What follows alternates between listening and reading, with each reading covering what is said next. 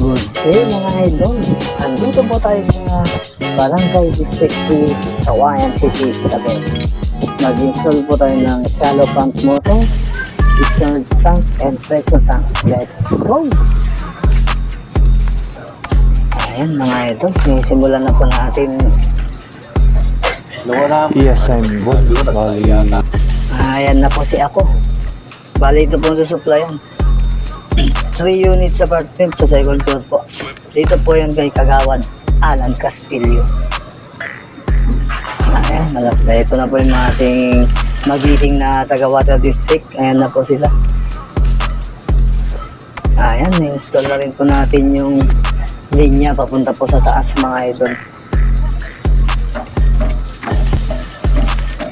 Bale, yung storage tank na po mga idol, dito po natin nilagay sa taas. Bale, yan po yung setup. Ayan mga idol, 600 liters po yan. Best tank. Ayan, testing na po mga idol. Ayun. Ayos. Bale, nag-automatic po siya sa 40 PSI mga idol. Saktong-sakto lang po yan mga idol.